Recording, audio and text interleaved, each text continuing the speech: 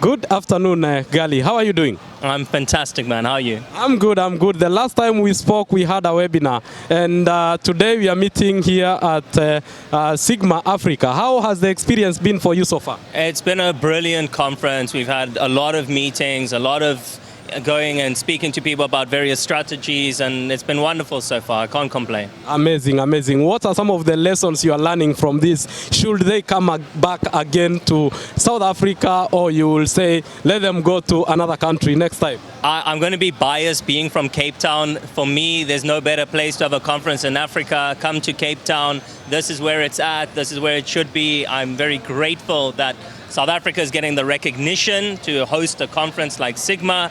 And honestly, come back. Fantastic, fantastic. And you are in a panel discussion today earlier talking about affiliation. I know this is not your major focus area, but what are some of the points you have picked from the conversation you are having, and maybe you can brief us about what it was all about? You know, when we were speaking on the panel, I'll focus on one key topic so that I don't repeat the whole panel. The biggest area we were looking into is how to support affiliates trying to enter the South African sports market legally, and what avenues to take in order to acquire licenses, how operators and regulators together need to support affiliates that are trying to go about things the right way and trying to enter the market to support its growth. And there was consensus across the entire panel that South Africa is growing year on year. There's a massive amount of opportunity, and affiliates should be coming to South Africa, but the big deterring factor is that they don't have the support to acquire licenses, or there's not an efficient process to enter the market quickly, so it's deterring people and pushing them more towards the black market. Oh, nice. And you talked about affiliates entering the African market. I would like to understand more what you mean, because I will be of the view that we need to create our own affiliates in Africa. I think it's one of the biggest challenges we have, because even if you look at the number of affiliates who are exhibiting today, I think it's just 2 or 3. But when you compare to like the event you attended at Sigma Europe, I know there were so many affiliates. How can we now develop our own affiliates in this continent so that we don't have to rely on other affiliates from outside? I think the biggest starting point is laying a foundation and creating an environment that encourages affiliates to come, that gives them the information that they need in order to enter the market and feel supported. At the moment, it's affiliates trying to enter, hitting their head against the wall. We need to be able to create the structures and have transparent information that tells people exactly where to go. The reason we only have 2, maybe 3 affiliates here today is because the environment right now is not affiliate conscious, it's not affiliate friendly, and we need to provide that platform in order to bring them in. It's an incredible market, a ton of opportunity. More and more people should be lining up. The tax component is minimal.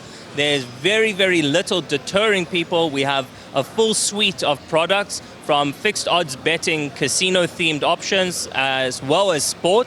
And it's a culture that would encourage people to want to play. Now we need the affiliates to come on board and buy into this philosophy. Fantastic, fantastic. It's all about learning, and I think the same challenge is experienced in your field, which you focus more on, whereby some operators might be thinking that is this market called Africa really having VIP players? And because we have seen most of the countries, they are players, but they are placing minimal bets. What can you tell them? Do we really have these VIP players? Do they exist? Because this is your strongest field. What do you think? Can you tell that investor who is out there thinking like, I want to target VIPs in Africa, but how can I get them? How can I get them? Do they exist? So it's absolutely a fact that VIPs exist in Africa. We have an incredible market for VIP and developing VIP in Africa. We're a young demographic. We have a growing market as a continent, not just one geography. The entire continent is ripe for VIP. A lot of the conversation that we've had now with operators on the floor and people that have asked to meet us are, how do we find VIPs? How do we identify VIPs? And it's not even a case of affiliates bringing you VIPs. Companies need to understand how to identify, how to determine what a VIP looks like, and then go and develop the segments and create those segments in order to operate in a way that is VIP-centric and conscious of the fact that they are high net worth individuals looking for options. Africa has no shortage of VIP players. It's just about trying to facilitate an environment within your brand that is accepting of VIP and higher value betting.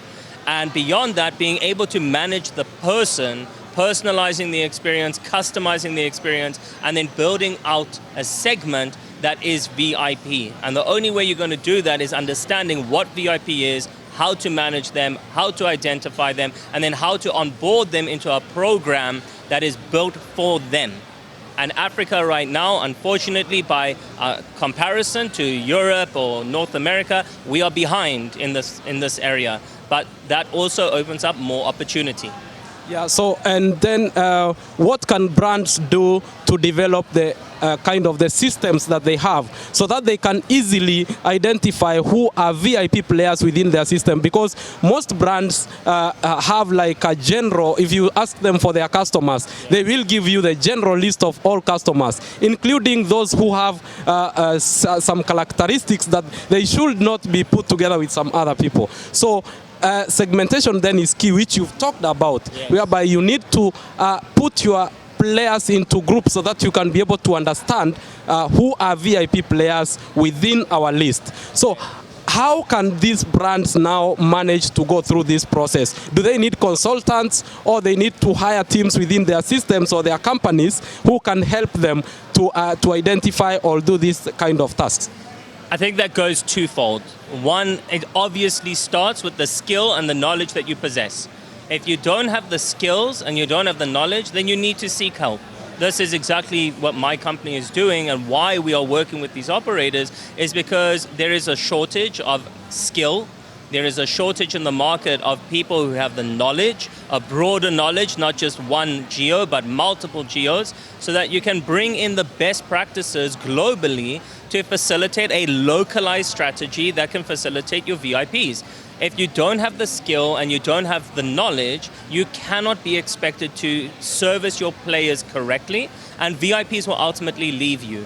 And in that case, consultants or other people that do have the knowledge and do have the skill become an amazing source of knowledge or resource for you as an operator to leverage in order to build out the structures that you need, or to educate you on how to lead those projects going forward.